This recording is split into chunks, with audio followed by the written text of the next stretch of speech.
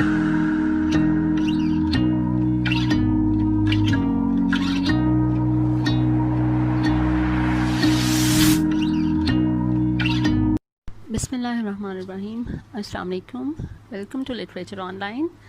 आज का हमारा टॉपिक है विलियम बटलर यीट्स की एक और पोइम है व्हेन यू आर ओल्ड।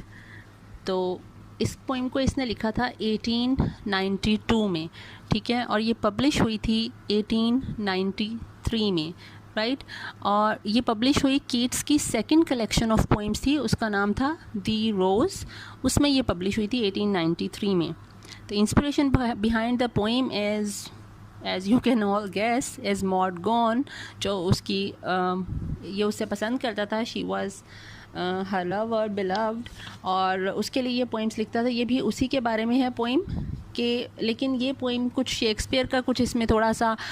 मुझे तो थोड़ा सा नज़र आ रहा है एलिमेंट्स, कि शेक्सपियर ने जिस तरह अपने लवर के लिए पोइम्स लिखी थी कि मतलब तुम अभी अगर मुझे भूल गए हो तो, लेकिन मेरी जो पोइम्स हैं उसमें तुम ज़िंदा रहोगे और वो तुम्हें याद दिलाती रहेंगी मेरी मोहब्बत की एंड ऑल दैट। इस किस्म की शेक्सपियर ने जो पोइम्स लिखी थी, ठीक है, उसी तरह की कुछ इस तरह की ये पोइम है। और पोइम जो बेस करती है, इस पोइम का जो इन्फ्लुएंस है, जो इसने लिया है, कि ये कहाँ से लिया है, पियर डी रॉन्सेट एक 16th सेंचुरी का फ्रेंच रेनेसेंस का पोइट था, ठीक है, पियर डी रॉन्सेट। उसका एक सोनेट था, सोनेट टू हेलन। हेलन उसकी लवर थी, लवर ऑफ रॉन्सेट थी हेलन। हेलन के लिए पियर डी रॉन्सेट ने ये सोनेट लिखा था, और उस सोनेट का नाम भी यही था, candle light blues when you are old. वो सोनेट इसने यही बात की थी कि जब तुम when you are old at evening by the fire spinning wool by candle light and winding in its skeins, तो वो कहता है कि तुम भी याद करोगी that Ronsard admired me in the days when I was fair,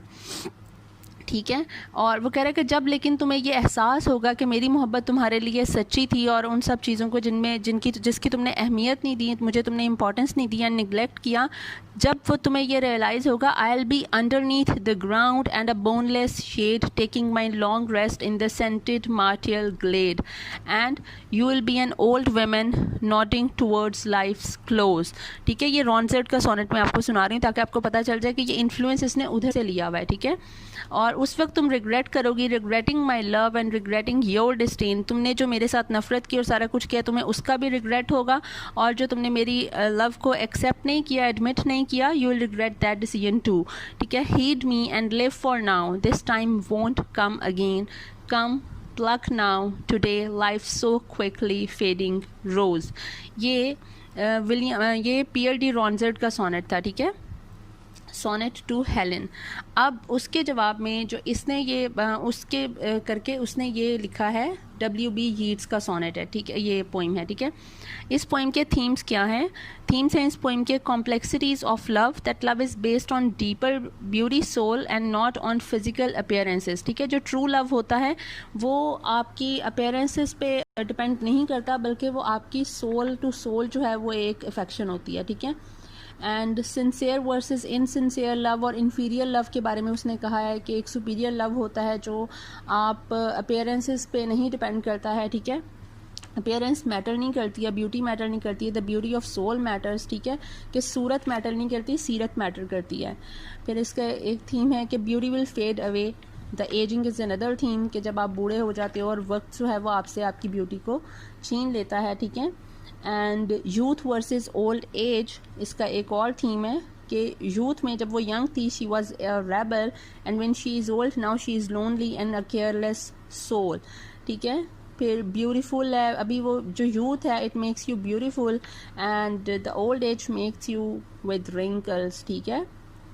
और ये जो यूथ है उसमें आप नॉइजी होते हो, आप बहुत ज़्यादा पैशनेट होते हो, एक्साइटेड होते हो, and in old age you have become a quite person, ठीक है। और जो यूथ में आपको अपनी एग्जिस्टेंस बड़ी मीनिंगफुल लग रही होती है, आपके इरादे होते हैं, you are aiming to achieve something, ठीक है, कि आप जो है वो ये कर लोगे वो कर लोगे, and in old age your life becomes a bit meaningless, ठीक है। ये आप जब ये पोइम अब मैं आपको ट्रांसलेट करूँगी तो आपको पता चल जाएगा कि ये मीनिंगलेस क्यों कहा जा रहा है इसमें, और क्वाइट और रिंकल्स एंड ऑल दैट। और यूथ में आप ऑप्टिमिस्टिक होते हो, पॉजिटिव होते हो, while in old age you become pessimistic and a bit hopeless और मोर होपलेस, ठीक है। और it's a war with time like Shakespeare. अगर आपने शेक्सपियर के सोनेट्स पढ़े हैं तो आपको पता चल जाएगा कि उसमें भी वो यही बात कर रहा है कि टाइम के साथ एक जंग है, कि टाइम जो है वो सब छीन लेता है, लेकिन ये जो मेरी पोइट्री है it will make you beautiful and it will let you be the way you are right now. ये कभी भी तुमसे तुम्हारी ब्यूटी को जो है वो स्नैच नहीं कर सकेगा टाइम, मेरी पोइट्री की वजह से। तो वॉर विथ टाइम है, मेलैंकोलिक रिफ्लेक्शन ऑन पास्ट है इस पोइम में। अब हम इसका करते हैं ट्रांसलेशन स्टार्ट। तो पोइम का नाम है व्हेन यू आर ओल्ड, ठीक है। वो कहता है when you are old and grey and full of sleep and nodding by the fire, कि जब तुम बूढ़ी हो जाओगी, तुम्हारे बाल ग्रे हो जाएंगे, and you are full of sleep. जब आप बूढ़े हो जाते हो तो आप में जान नहीं रहती, पता नहीं बीपी लो रहता है या शुगर लो रहती है और आप डिजीनेस फील करते रहते हो, ठीक है, कि आपको नींद ज़्यादा आती है, ठीक है, ये शायद काम नहीं होते ना ज़्यादा। And nodding by the fire, और फायर प्लेस के पास तुम्हारा जो है वो, जिससे नींद से आपका सर जो है वो मूव कर रहा होता है अप एंड डाउन, आप नॉड करते हो, just like that. And nodding by the fire you are, ठीक है, फायर प्लेस के पास बैठी हो और रेस्ट कर रही हो और बूढ़ी हो चुकी हो और ग्रे हो चुकी हो। And take down this book and slowly read. ये जो दिस बुक कहा है, दिस बुक का मतलब है this book, the book that has this poem when you are old in it, ठीक है, कि जब तुम मेरी ही ये बुक पढ़ रही होगी, दिस बुक, तुम वो बुक को साइड पे रखोगे, स्लोली रीड, उसे पढ़ोगी, and dream of the soft look your eyes had once, और तुम मेरी ये बुक, मेरी शायरी पढ़ते हुए तुम अपनी यूथ के बारे में सोचोगी और उस वक्त के बारे में सोचोगी जब तुम्हारी जो आंखें हैं उसमें एक रोशनी थी, ठीक है, वो आंखें जो हैं वो ख्वाबों से भरी हुई थी। End of their shadows deep, मतलब ये जो तुम्हारा जो अब वाला टाइम है, तुम इसको और उसको कंपेयर करोगे और तुम देखोगे कि वक्त ने क्या कुछ चेंज कर दिया है, ठीक है, और तुम्हारी आइज़ में कितनी ज़्यादा डेप्थ थी। मतलब आपकी जो एक सोच होती है वो आपकी आंखों में भी नज़र आ रही होती है, एक जो विजन होता है आपका, जो आपका माइंड होता है, it shows in your eyes too, ठीक है। तो वही वाली चीज़ वो बात कर रहा है कि तुम उस वक्त के बारे में सोचोगे। And how many loved your moments of glad grace. अच्छा, एलिट्रेशन की बात आती है तो एलिट्रेशन, ये जो ग्लैड ग्रेस है, this is use of alliteration, ग, ठीक है, जी यूज़ हो रहा है, ग्लैड ग्रेस, इकट्ठे आगे पीछे वर्ड यूज़ हो रहे हैं एक ही कॉन्सोनेंट के साथ, तो इसको कहते हैं एलिट्रेशन, ठीक है। How many loved your moments of glad grace and loved your beauty with love false or true, और तुम ये भी सोचोगी कि कितने ज़्यादा लोग हैं जो उस वक्त तुम्हारे उस ब्यूटी से, तुम्हारी जो ग्रेस थी, तुम्हारी ठीक है ड्रेस सेंस थी, उससे कितने ज़्यादा लोग इंस्पायर्ड थे, कितना ज़्यादा लोग उससे जो है वो अच्छा लगता था उनको, ठीक है, लव करते थे तुम्हें। And loved your beauty with love false or true, और वो तुम्हारी ब्यूटी से मोहब्बत करते थे, तुमसे मोहब्बत करते थे, लव फॉल्स और ट्रू, चाहे वो सिंसियर लव था चाहे वो नहीं था, मतलब वो इन्फीरियर भी हो सकता है और वो सुपीरियर लव भी हो सकता है, कि शायद वो तुमसे मोहब्बत करते थे the way you are in person, और या फिर वो सिर्फ तुम्हारी ज़ाहरी एक जो चीज़ थी, एक अपीयरेंस थी, ठीक है, पर्सनैलिटी थी, उससे उसी को मोहब्बत करते हों, या फिर वो सिर्फ किसी वजह से, किसी ज़रूरत के तहत तुम्हें पसंद करते हों। That love could be insincere और सिंसियर, ठीक है, वो तुम्हें, वो सब तुम्हें याद आ रहा है। And be but one man loved the pilgrim soul in you, और तुम्हें ये भी उस वक्त याद आएगा कि एक शख्स ऐसा था जो कि विलियम बटलर यीट्स की अब वो बात कर रहा है, pilgrim soul in you. Pilgrim कहा जाता है जो आप किसी सेक्रेड जर्नी पे जाते हो, ठीक है, उसको पिलग्रिम कहा जाता है। तो पिलग्रिम सोल का मतलब है इसकी जो सोल थी, क्योंकि इसके पास जो मॉडगॉन थी, शी हैड अ विजन, ठीक है, विजन ऑफ फ्रीडम,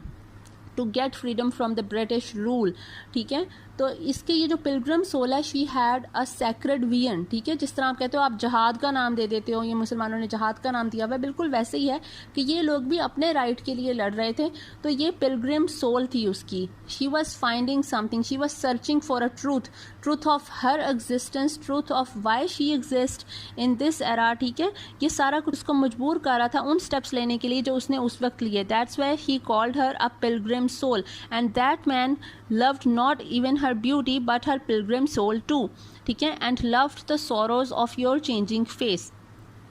और उस शख्स को इसके जो sorrows of your changing face के कभी आप सक्सीड करते हो, आपका अपना जो एक मिशन होता है, जो आप एक मूवमेंट चला रहे होते हो, और कभी आपको नाकामी होती है, यू फेस डिफीट, ठीक है। लेकिन इस शख्स ने the sorrows of your changing face with the passage of time, चाहे वो ओल्ड एज में जा रही थी, शी वॉज ग्रोइंग अप, ठीक है, और चाहे वो डिफीट उसे फेस करनी पड़ रही थी या किसी भी तरह से था, that man loved her in each and every way possible, in what ever state she was he loved her, ठीक है, उसको उससे मोहब्बत रही है। And love the sorrows of your changing face, चाहे वो रिंकल्स हैं, चाहे वो उसकी स्किन डल हो रही है, वो अपना ख्याल नहीं रख पा रही है, ठीक है, क्योंकि पहले वो एक्ट्रेस थी, वो बहुत ज़्यादा अप टू डेट रहती होगी, बहुत ज़्यादा खूबसूरत थी, when she became a revolutionary, तो ऑब्वियसली कुछ ना कुछ फ़र्क पड़ा होगा, तब आप इतनी ज़्यादा केयर नहीं कर सकते। देखा, वो मैनिक्योर पैडिक्योर नहीं हो सकता ना, तो फिर वो उतना ज़्यादा फेशियल्स नहीं हो सकते होंगे, जो भी उस किस्म का दौर था, वो जो भी उनकी ब्यूटी ट्रीटमेंट्स हुआ करती होंगी वो नहीं होंगे, लेकिन उस शख्स को उससे मोहब्बत रही, ठीक है, true love, you know. And bending down beside glowing bars, ये फायर प्लेस की बात कर रहे हैं, ग्लोइंग बार्स जो फायर प्लेस के सामने जो ग्रिल लगी होती है, ठीक है, और तुम अब इसके पास सामने झुकी हुई हो, मतलब वो सो रही थी ना, वो सोने की तैयारी कर रही थी, मरमर तुम विस्पर करती हो, थोड़ा हल्का सा जैसे कहती हो, ठीक है, सरगोशी करती हो, अ लिटिल सैडली, बहुत सैडली, बड़ी उदासी से, हाउ लव फ्लेड, इस तरह वो जो एक टाइम था वो ख़त्म हो गया। लव का जो एल है वो कैपिटल है, इसका मतलब है कि विलियम बटलर यीट्स शायद उस वक्त ना रहे, वो उस वक्त मौजूद ना हो इस दुनिया में, ठीक है, हाउ लव फ्लेड। और विलियम बटलर यीट्स की जो इसके लिए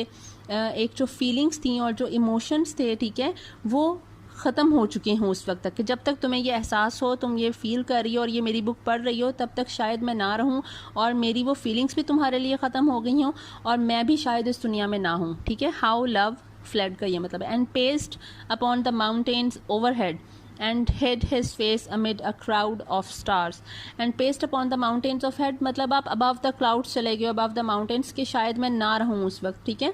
और या फिर शायद मेरी उसकी लाइफ का मकसद भी इस सब ये प्यार मोहब्बत से निकल कर कहीं और इससे ज़्यादा ऊंचा हो जाए। And hid his face amid a crowd of stars, अब ये क्राउड ऑफ स्टार्स की एक तो जो है वो आप ये सिम्बॉलिज्म इसका ये कह सकते हैं कि एक चीज़ ये हो सकती है कि हम लोग कहते हैं कि जब कोई इंसान जिसकी डेथ हो जाती है वो सितारा बन जाता है, ठीक है, ही और she can become a star, ठीक है, कि जो अच्छे लोग होते हैं वो सितारे बन जाते हैं। तो ये वाला है कि मैं उस वक्त जो है वो उन सितारों में जा चुका हूँ, एक सितारा बन चुका हूँ। या फिर इसका एक और मतलब ये है कि आपकी जो डेस्टिनी है, we were good for each other, ठीक है, हम एक दूसरे को पसंद करते थे and all that, but our destiny was not convinced to make us a one soul, ठीक है, कि हमारी फेट में, हमारी किस्मत में शायद नहीं था ये, कि सितारों का हाल देखते हैं ना, सितारे जो हैं आपको ये एस्ट्रोलॉजी वगैरह में कि आप किस्मत का हाल और किस्मत कैसी है एंड ऑल दैट, जो आप अपनी फेट और डेस्टिनी वगैरह जानते हो, तो उसका मतलब ये भी हो सकता है and hid his fate amid a crowd of stars, कि वो हमारे जो सितारे थे ना, हमारी किस्मत जो थी वो हमें मिलाना नहीं चाहती थी, ठीक है, और उसकी वजह से जो है वो हम लोग एक दूसरे की डेस्टिनी में, हम लोग एक दूसरे की फेट में नहीं थे, लाइफ का हिस्सा नहीं बन सके ड्यू टू आवर फेट और डेस्टिनी, ठीक है। तो इसका ये जो है इसका सारा कुछ था। आई होप आपको समझ आ गई होगी, छोटी सी पोइम थी और विलियम बटलर यीट्स के आई थिंक यही बस पोइम्स हैं। तो thank you so much. If you have any question you can ask me any time, I am always online. Thank you.